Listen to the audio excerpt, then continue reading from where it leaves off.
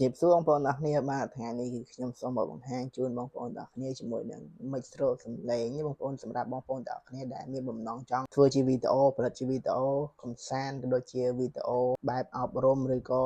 វីដេអូផ្សេងអាស្រ័យលើបងប្អូនទាំងអស់គ្នាអញ្ចឹងណាបងប្អូនបាទហើយថ្ងៃនេះខ្ញុំសូមណែនាំសម្រាប់បងប្អូនដែលគាត់មានបាត់ចិត្តទាបគាត់ទើបតែចាប់ផ្ដើមគាត់មិនចង់ចំណាយថវិកាច្រើនបងប្អូនទាំងអស់គ្នាអាចប្រើប្រភេទមិចដូចខ្ញុំនេះបានបងប្អូនវាមានតម្លៃធូរថ្លៃសមរម្យហើយយើងអាចយកទៅប្រើប្រាស់បានដូចគ្នាបងប្អូនបាទហើយវាមិនល្អណាស់ណាទេបងប្អូនតែគាត់ថាវាទៅតាមគុណភាពទៅតាមតម្លៃដែរប៉ុន្តែវាអាចទទួលយកបានបងប្អូនបាទដោយបងប្អូនបានស្ដាប់អញ្ចឹងគឺមិនដែលខ្ញុំកំពុងតែប្រើនេះគឺតម្លៃត្រឹមតែ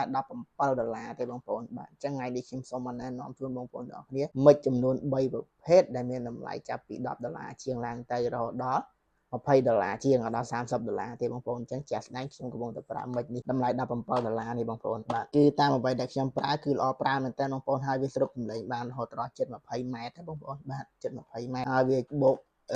វាមកជាមួយនឹង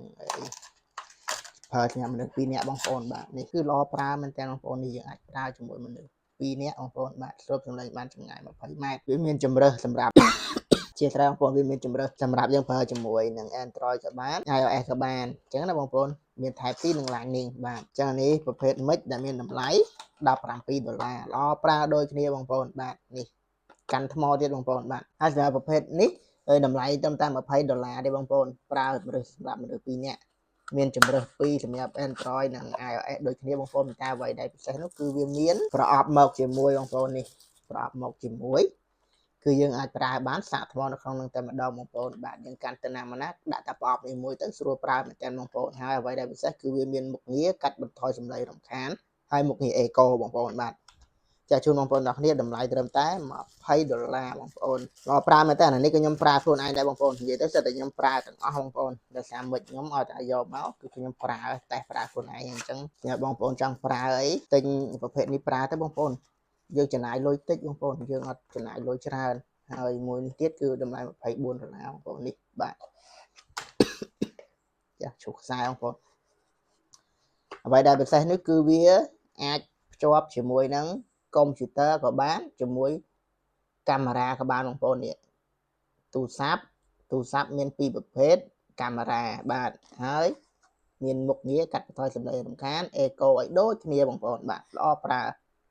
ហើយតម្លៃត្រឹមតែ$24ទេបងប្អូនបាទអញ្ចឹងបើសិនបងប្អូនទាំងអស់គ្នាចាប់អារម្មណ៍អាចប្រើប្រភេទនេះចឹងទៅបងប្អូនអញ្ចឹងបញ្ជាក់ជូនបងប្អូនទាំងអស់គ្នាតម្លៃប៉ុណ្ណេះបងប្អូនកុំរំពឹងថាបានមិនដែលគុណភាពខ្ពស់ល្អដូចគេតម្លៃរាប់រយ$បងប្អូនតែគាត់ថានេះតាមលទ្ធភាពអ្វីដែលយើងអញ្ចឹងសិនជាបងប្អូនចង់ចាប់ផ្ដើមថតវីដេអូជាមួយនឹង